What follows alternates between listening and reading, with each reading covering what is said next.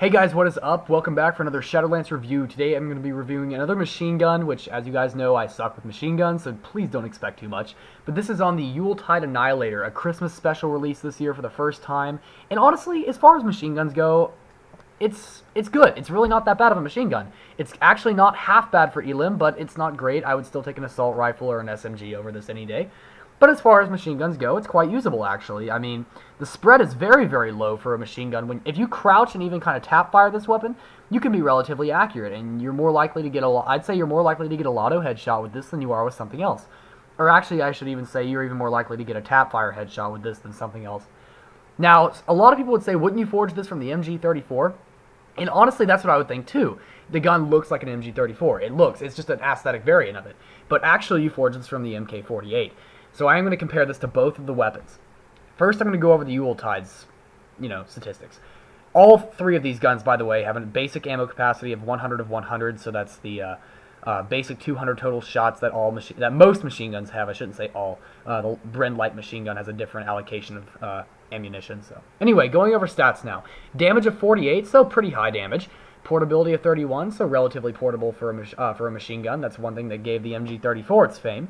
Has a rate of fire of 80, so a pretty high fire rate. Accuracy of 61, so pretty accurate as far as machine guns go. The recoil is 70, which seems a tiny bit high for a machine gun, but the pattern makes it a little more controllable than some others. However, in my opinion, it doesn't have the best pattern. If I had to name my favorite pattern on a machine gun, it's possibly the MG36. I do believe that one's the easiest to control. Also, the M21E also has quite a nice pattern, although that's obviously easy to control with the burst mode on that weapon, so maybe that's a bit cheating, but I am fighting specialists here, so I don't actually do very well. As you guys can see, I'm fighting turrets and specialists, and actually there's claymores later on, although I don't know if I die from it or not. But anyway, so quickly comparing this to the regular MG34, let me even see if there's any different stats. It looks like there's 1 point decrease in recoil from the MG34 to the Yuletide, and I never really... Oh, and there's a 1 point decrease in portability. So, honestly, that's not any game-breaking difference for either of these weapons. Yeah, it's just a machine gun. It's really hard to do a review on these guys. I don't use them very often, as a lot of you know. I don't like to rely on spray weapons. I like to rely on weapons that I know I can get the kill with, because this is very much a lotto weapon, although it's obviously famous for getting the accolades that you can get with machine guns. So, now moving over to the MK48.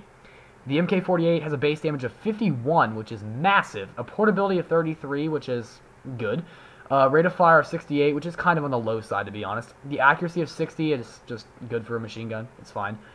And recoil of 71, so a tad high on the recoil, especially with the pattern. The MK48 has a pretty heavy recoil pattern, which is obviously difficult to deal with for some people. But it's the very first gun you unlock in the game, so don't expect a lot. But overall, let me quickly compare this to the Yuletide. It gets a 3-point decrease in damage, a 2-point decrease in portability. The rate of fire goes up by 12 points, and honestly, I think that's what's mostly worth it.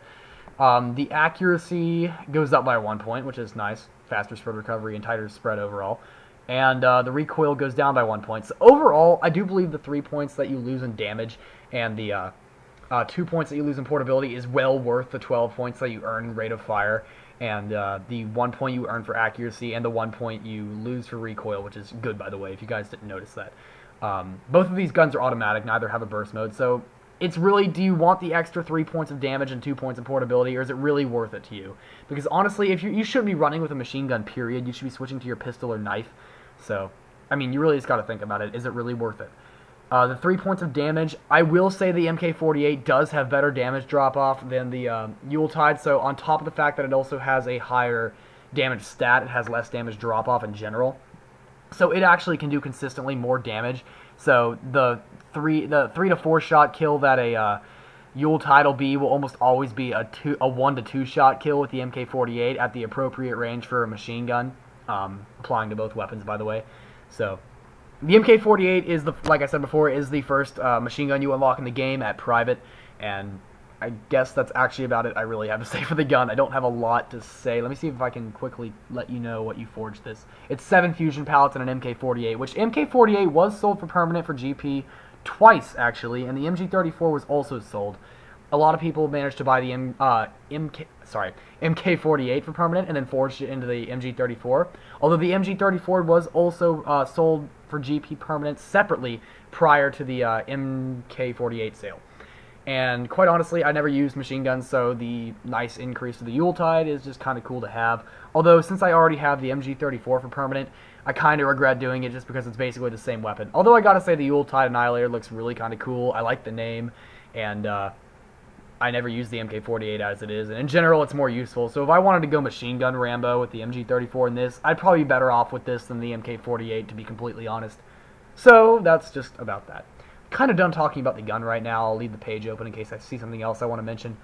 But, yeah, I guess the rest of the Christmas weapons, I can mention that. There's the L96A1 Holiday Wolf, which is by far the most well-known. There's all the Santa gear with the reindeer stuff, too. And then there's also the Yuletide Persuader, which is usually forged from the G36, I do believe, the basic GP one. And there's also the Candy Cane Club, which is just a horribly nerfed turkey leg from Thanksgiving. So, in other words, it's just a crappy knife that is just for looks. It's really nothing special, and honestly, using it is almost impossible, in my opinion, because I suck at melee, and I can only use a tracker or a Tiger Strider, or else I suck at melee. Whew, so that was a mouthful. But anyway, a lot of people are just calling it the Christmas gun, to be honest. That's what most people are calling it, so... I did want to go over a few other things outside of this. I have seen a decrease in the number of people that are subscribing to my... checking out the Facebook group. I know more of you are watching the channel, so I encourage you guys to check out Facebook. You can see what reviews are coming next. You can talk to me directly if I'm online, which honestly is not the most often thing. I'm more of a Skype and TeamSpeak person, but anyway. You can see the next reviews that I have out. You can see the list of videos. You can make recommendations that I'm more likely to see. And there is always the off chance you could talk to me personally. So, that too. That's always a nice chance too. I like to talk with you guys. It's kind of fun. You guys are cool. And I'm just kind of a nerd that has no friends, so anyway. Yeah, I find it kind of awkward. I have like a ton of footage here, and I really didn't even need half the footage I've got here. I'm actually already running out of things to talk about. The other thing I did promise you guys I would go over, I almost forgot about this, is that I did want to go over my new review schedule, and this is going to take a minute, so I guess it's probably a good thing. I probably just lost a free double kill right there, but anyway. That's why I hate machine guns, but at any rate. So upload schedule, sorry, ADD much. So I'm going to be as I told you guys before, I'm going to be re-uploading all of my old reviews, and only my reviews, and if I have two of the review, only the most recent one, to my new channel. The way I'm going to do this is because I can't actually record gameplay on the weekends. I know that's kind of backwards from what most people would expect. I can't record gameplay on the weekends anymore due to my bad internet, bad internet that I have access to on the weekends, so that's not very convenient.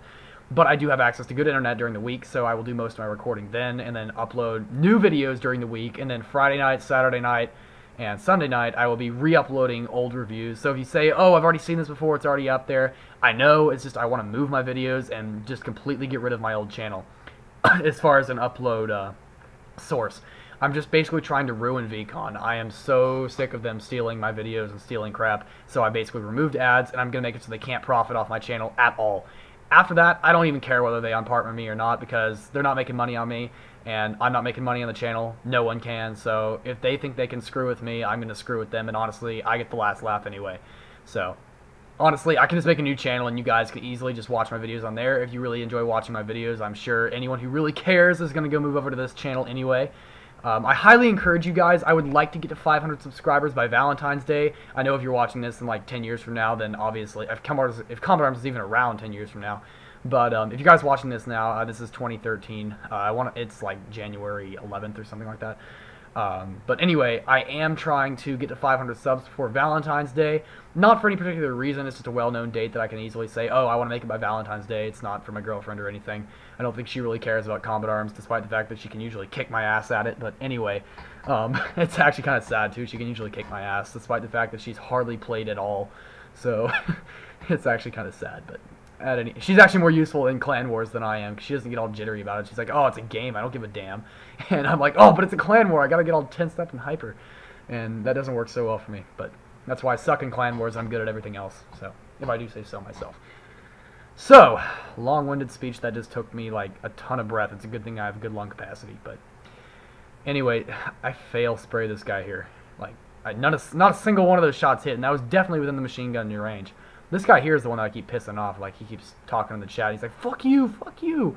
It's like, oh, you're such a noob. You a cow. No, actually, that's what he was saying. He's like, you're a coward. You're a coward. And I'm sitting here trolling him the entire time. So that was actually kind of interesting to watch. You want to go back and, now that I mentioned that, if you didn't notice it the first time around, go back, watch the entire review again and watch that. I'm surprised I tanked that, especially with the recon vest. But anyway, so that's about the summary. I'm going to be uploading my old reviews and stuff on the weekend. Obviously, watch them again if you want to. It's not that they're outdated for the most part. They're just stuff you've seen before. So if you want to watch it, I'd be happy to get the views from you. Just more money in my pocket to host reviews for you guys, host events for you guys. But I'm also now opening my SL versus the World episodes to the public. If you see SL lowercase v TW, that means that it's an SL versus the World, or I'll put Shadolance, or I'll call it something. I'll make it very obvious that it's me. So if you guys see those lobbies from now on, feel free to hop in. I don't kick anyone out of those so long as they follow the rules. I state the rules very clearly before the game in chat and vocally if you guys are more vocal learners. So fail there. I'm running out of time for this review. Thank God, finally. I'm running out of things to talk about as well, so that's kind of convenient. But anyway, thank you for watching this review. Please rate, comment, subscribe. Big emphasis on the subscribe. Get your friends to subscribe too. That's what I really need to grow and get to that 500 subscriber mark by Valentine's Day. Please help me get there. I cannot thank you guys enough for all the support you've already given me. But I'm just rambling on at this point, so thank you for watching. Please rate, comment, subscribe, and I'll see you in the next video. You know what? Given the intelligence of the people who watch this show, this is probably a good thing to teach. Because my guess is when they're not trying to operate heavy machinery with their butt cheeks, they're probably trying to do something stupid like this. I mean, what else could you possibly teach that would be as stupid as that? Even you can learn something from a sloth. Fuck this show!